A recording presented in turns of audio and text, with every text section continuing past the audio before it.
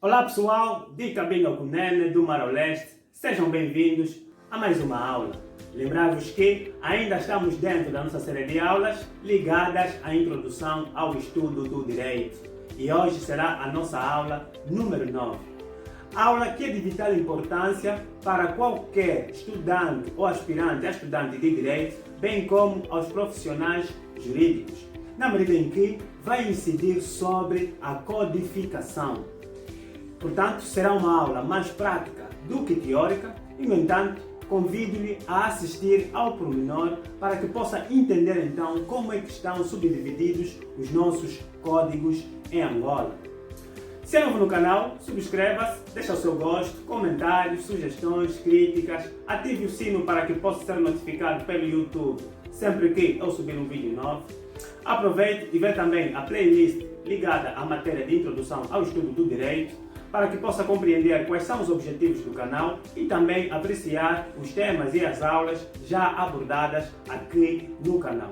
Por outro lado, ajuda-me a compartilhar os vídeos para mais pessoas, contribuindo deste modo para a sua cultura jurídica. Eu sou o Jorge Reis e este é o Jus Vieira.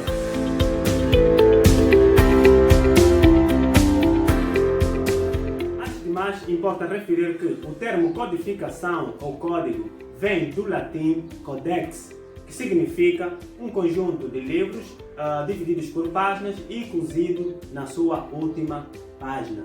Nesse contexto, ele vem substituir os livros da antiguidade que eram designados volumen, livros estes que eram feitos com um formato de rolo. Se apreciar, quando aparecem alguns filmes da Grécia Antiga ou da Roma, verificamos que na altura escreviam-se com penas e, no entanto, os seus manuais eram feitos do tipo de rolo. Nesse contexto, o codex ou código veio então substituir aqueles livros. Neste âmbito, verificaremos que os códigos desempenharam vários desenvolvimentos no passado do tempo e, no entanto, hoje por hoje, eles estão subdivididos em vários livros, capítulos, subcapítulos, secções, subsecções, temas. Bem, no que diz respeito ao ordenamento jurídico angolano, vamos verificar que existem muitos códigos. Códigos esses que bebem muito do ordenamento jurídico português. Isto porquê? Porque Angola foi efetivamente colonizada por Portugal e ainda continua essa influência, não só no que diz respeito à língua, mas também no campo jurídico. Daí que, se olharmos para o nosso Código Civil, Código Processual Civil, Código Penal, Código Processual Penal, são já centenários, ou seja, vigoram em Angola desde a altura em que era efetivamente colonizada ou colônia ultramarina de Portugal. Nesse contexto, eu vou dar aqui destaque para os códigos mais importantes que efetivamente devemos ter em conta na codificação. Em primeiro lugar, vamos olhar para a Constituição. Bem, a Constituição em si não é um código, não é designado um código, mas todavia dentro dela vamos encontrar características ligadas ou similares aos próprios códigos. Por quê? Porque efetivamente a sua estrutura é feita com base a capítulos, subcapítulos, versículos, ou melhor, versículos. Olha, estou aqui a me lembrar da Bíblia, e na verdade a Bíblia também é um elemento que efetivamente serviu como base para a criação dos códigos, porque ela está subdividida em capítulos, versículos e livros também. No entanto, os códigos não fogem a essa regra. Daí eu estava a dizer que a Constituição está subdividida em capítulos, subcapítulos, secções, subsecções, títulos, subtítulos, etc.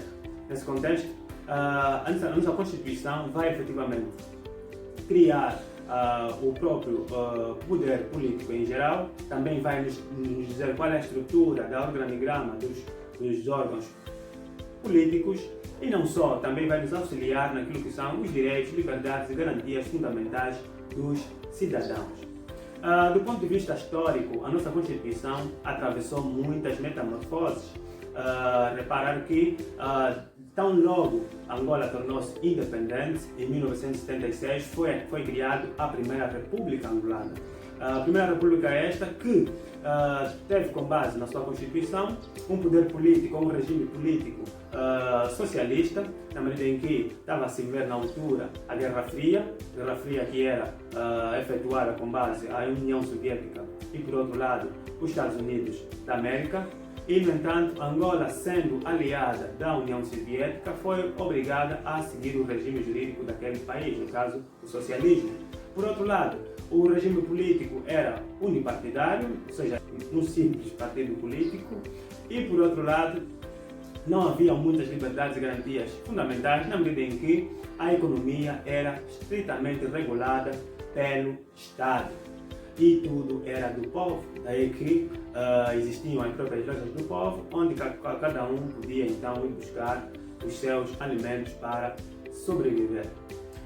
Em 1992 deu-se fim a este regime, na medida em que foi criada a Lei Constitucional a 16 de setembro, lei esta que efetivamente alterou o regime político, passamos a ser um Estado pluripartidário, no entanto dava-se início à Segunda República, e no entanto a mesma também vai dar mais liberdades e garantias fundamentais aos cidadãos, e por outro lado o regime econômico passou a ser a economia de mercado. Portanto, já houve aqui uma certa abertura para o que diz respeito à democracia em si, e no entanto deu-se também naquela altura a primeira eleição em Angola. Eleição essa que todos sabemos qual foi o resultado, e no entanto iria culminar essa lei constitucional com a aprovação da Constituição da República em 1996, mas não ocorreu. Todavia, em 1998 foi criada uma comissão no intuito de criar a Constituição da República de Angola, mas tal não ocorreu, na medida em que em 2004 houve mais conflitos e efetivamente não se efetivou a criação da Constituição da República de Angola, até que em 2008 foi criada uma nova comissão encabeçada pelo professor Carlos Feijó, e esta mesma comissão criou a Constituição da República de Angola a 24 de janeiro de 2010. Constituição essa que continua a vigorar até aos dias de hoje, e como disse, já vai ser uma continuação daquilo que foi a Constituição, ou seja, a Lei Constitucional de 1992, porque efetivamente dá mais liberdades e garantias aos cidadãos, cria o Estado Democrático de Direito, também vai efetivamente dar abertura aos partidos políticos, ou seja, já não é um regime monopartidário, e a economia efetivamente é a de mercado, porque deixamos de parte ou de fora o socialismo. Nesse contexto, é importante conhecermos bem a nossa Constituição, daí que eu disse que os nossos códigos são subdivididos com base a capítulos, subcapítulos, no entanto não é necessário que decore artigos, etc., porque bastou conhecer cada título, cada subsecção, cada secção, cada capítulo, efetivamente será muito mais fácil a compreensão, porque vai saber qual é o regime, onde está encaixado o Y, onde está encaixado o Z. Por outro lado, um outro código a se ter em conta no que diz respeito à nossa codificação angolana é o Código Civil. Código este que é de vital importância para qualquer ordem jurídica, na medida em que regula efetivamente a relação entre os particulares, e normalmente as relações são mais particulares do que com o Estado. Mais uma vez, o nosso Código Civil também bebe da influência do ordenamento jurídico português, na medida em que o Código Civil angolano está em vigor desde 1996, e na altura ainda éramos uma colônia portuguesa, e tem influências também do direito germano-romano. Nesse contexto, vamos verificar que, no que diz respeito à historial do Código Civil angolano, foi criado em 1885, salvo erro, pelo professor António Luís de Seabra, o primeiro Código Civil português na altura, e, no entanto, este código veio a ser alterado a posterior pelo primeiro-ministro português em 1965-66, que é o professor Antunes Varela, e, no entanto, é o código que continua em vigor até ao preciso momento em Angola. Em Portugal, por exemplo, já houve várias alterações daquele Código Civil, mas, no entanto, em Angola ainda permanece o Código Civil de 1996, todavia também tem algumas alterações não muito estruturais. Por outro lado, Este Código Civil também está subdividido com base a capítulos, subcapítulos, secções, subsecções, títulos e subtítulos. E como já referi há pouco na aula anterior, verificamos que está subdividido também em vários livros. E é importante também conhecermos cada livro específico do nosso Código Civil. Eu tenho aqui o meu Código Civil, ainda está novo, não aconselho a ter um Código Civil assim tão novo, é bom fazer remissões, colocar post-its, anotações dos seus códigos para que possa facilitar a compreensão, mas se preferir pode fazer como eu, não borre, basta simplesmente que compreenda efetivamente cada livro, cada subsecção, cada secção, cada título e cada subtítulo, porque na verdade não precisa decorar nenhum artigo. Se conseguir esquematizar o seu código nesse sentido, vai efetivamente ser muito mais fácil. Daí que algumas vezes também temos os índices dos códigos e dos livros que nos auxiliam a compreender onde está cada matéria.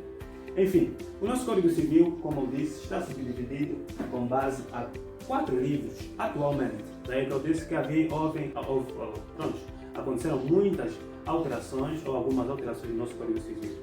O Código Civil está subdividido em 4 livros por quê? Porque em 1988, já expliquei na aula anterior, foi aprovado o Código da Família e, consequentemente, foi retirado o livro da Família do Código Civil. Nesse contexto, quais são estes livros que permanecem no Código Civil? Em primeiro lugar, a parte geral, onde efetivamente vai ser abordadas as questões inerentes ou mais importantes para o ser humano, como é o caso da aplicação da lei, as fontes do direito, personalidade jurídica, capacidade jurídica, negócios jurídicos, atos jurídicos, fatos jurídicos, caducidade, prescrição, enfim. As questões basilares do direito vão ser encontradas na parte ou no livro da parte geral. Em segundo lugar, o livro das obrigações, onde vão efetivamente ser regulados as relações obrigacionais ou creditícias. Efetivamente são criadas entre um devedor e um credor. O terceiro livro vai então regular o direito das coisas. Efetivamente estamos a falar dos direitos inerentes à propriedade, direito de superfície, posse, uso capião, enfim, são várias situações que estão reguladas no livro terceiro do nosso Código Civil.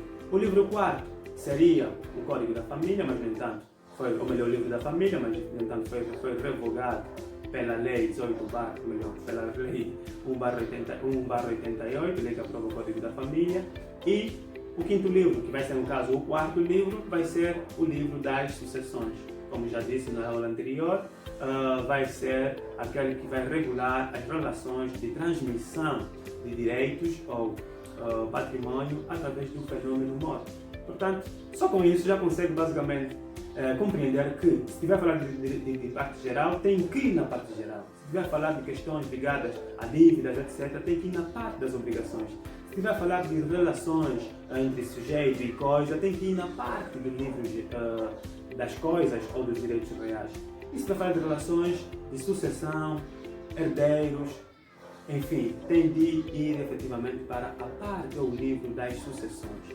No entanto, é importante ter isso em conta, mais uma vez, porque é importante também ter uma relação muito, mas muito afincada com os seus códigos, porque são eles que nos vão auxiliar naquilo que são as nossas relações posteriores, porque se vai ser efetivamente um profissional do direito, tem de conhecer as normas, tem de conhecer o seu Código Civil, tem de conhecer a Constituição do seu país, tem de conhecer também o Código Processual Civil, porque efetivamente é ele que vai nos ajudar a aplicar o processo quando os nossos direitos previstos na norma substantiva, no caso o Código Civil, forem violados. Mais uma vez, o Código Processual Civil também data desde 1929, salvo erro, e no entanto, a altura em que ainda éramos colônia do Estado português. Logo, estamos mais uma vez a ter em conta que em Angola ainda temos leis do tempo do colônio. No entanto, o Código Processual Civil também está subdividido em capítulos, versículos, livros, mais uma vez versículos, enfim, capítulos, livros, subsecções, secções, E, no entanto, podemos ainda enquadrar dentro dele várias leis conexas. Bem, o meu Código Civil, o Código Processual Civil é este, né? É normalmente o mais utilizado e o que eu aconselho a comprar. Existem várias outras edições, existem vários outros códigos processuais civis editados por outras editoras, mas, no entanto, esse aqui é muito importante porque, efetivamente, está muito bem redigido e muito bem compilado. No entanto, não há aqui nenhum erro ortográfico, não tem aqui nenhuma dúvida no que diz respeito a prazos, etc. Já se for adquirir um livro, ou melhor, um Código Processual Civil de outra editora, poderá encontrar alguns erros que podem efetivamente influenciar na sua compreensão no que diz respeito aos códigos, ou melhor, às normas ali vigentes. Tenho também dois códigos de vital importância para a compreensão do direito, né? O Código Penal, que efetivamente também é milenar até não é centenário, na medida em que data desde 1886 e até o preciso momento não foi alterado, já foi submetido à Assembleia Geral, à Assembleia Nacional, a sua alteração, já foi efetivamente aprovado o projeto-lei, mas até o momento continua em vigor este código de 1886. A sua realidade já não se adequa à nossa, mas todavia é o que está em vigor, portanto deve adquirir. Eu tenho do professor Grandão Ramos, mas podes adquirir qualquer outro. O mais importante é que tenhas um Código Penal, porque efetivamente os códigos são de vital importância para a nossa compreensão do direito. Ele também está subdividido, como já referi várias vezes, capítulos, subcapítulos. E, no entanto, eles têm aqui até duas partes. Num caso, a primeira parte vai ser a parte geral, onde vamos entender o que é o crime, quais são os princípios inerentes ao próprio crime. Vamos também aqui compreender quais são as circunstâncias agravantes, as circunstâncias atenuantes, bem como quais são as causas de exclusão da culpa, enfim. Até as próprias penas e como se aplicam as penas está na parte geral. Já na parte especial vamos encontrar quais são os crimes puníveis em Angola. Nesse contexto, é bom que tenha esse Código Penal para que possa então compreender melhor as normas vigentes em Angola. E por fim, o Código Processual Penal também, como ocorre, por exemplo, no que diz respeito ao Código Processual, ao direito civil, no direito penal ocorre praticamente a mesma situação. O Código Penal é substantivo, ou seja, vai ser ele que vai nos dizer o que é o crime, como são quais são as penas aplicáveis aos crimes e as medidas de segurança. E o Código Processual Civil vai nos dizer como é que efetivamente poderemos aplicar as penas previstas no Código Penal se alguém efetivamente praticar os atos ali previstos. Nesse contexto, o Código Processual Penal também está subdividido em vários livros, ou melhor, em vários livros, tem secções, subsecções, capítulos, títulos, enfim. Nesse contexto, eu tenho também o Código Processual Civil do professor Grandão Ramos, é a segunda edição, existe a primeira, e a segunda edição é muito mais atualizada, porque no que diz respeito à legislação conexa ao livro, são muito mais atualizadas. Portanto, aconselho também a ter um código desses, para que possa compreender com maior pormenor aquilo que são as normas vigentes no direito processual penal. Bem, no que diz respeito a códigos, não é tudo. Tem ainda também o Código Comercial. Eu tenho aqui a legislação comercial, porque na verdade é uma compilação de várias leis no âmbito comercial e, no entanto, dentro dela também encontramos o Código Comercial. O Código Comercial, que também é da altura em que Angola era colônia, e, no entanto, aconselho também a ter um Código Comercial, porque efetivamente poderá ajudá-lo a compreender melhor as normas comerciais e não só. Enfim, em suma, é isso que devemos ter em conta. A codificação angolana é bastante rica e vasta, no entanto, sofre ainda muita influência do ordenamento jurídico português, porque a maior parte dos códigos em Angola ainda são centenários e, no entanto, vão passo a passo a ser alterados. Já aconteceu agora com o Código Penal, que já foi aprovado o projeto de lei, e o Código Civil Penal também já foi aprovado o mesmo Código de Lei, ou melhor, o projeto de lei para a sua alteração. Veremos quais serão os passos subsequentes e, enquanto isso não sucede, são esses códigos que tem que adquirir. Espero que tenha compreendido bem o que foi aqui abordado. Na verdade, é uma ilustração, porque quando nós vamos falar exatamente do direito penal, do direito processual penal, do direito civil, do direito processual civil, vamos mais uma vez ter uma aula específica sobre cada código para que possa ilustrar melhor como é que os códigos, os livros estão subdivididos, como é que os capítulos estão subdivididos, os subcapítulos, as secções, os títulos, enfim, para que possa efetivamente compreender, porque esse é o objetivo do canal.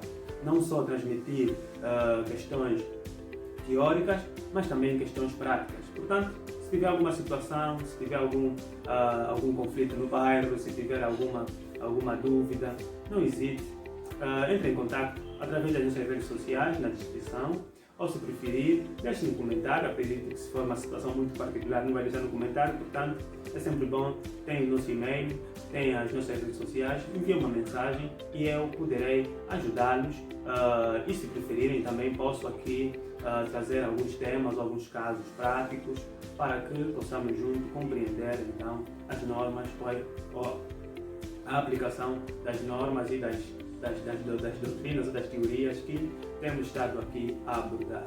Agradeço desde já pela sua audiência e pelo tempo dispensado. Espero por vós numa próxima aula.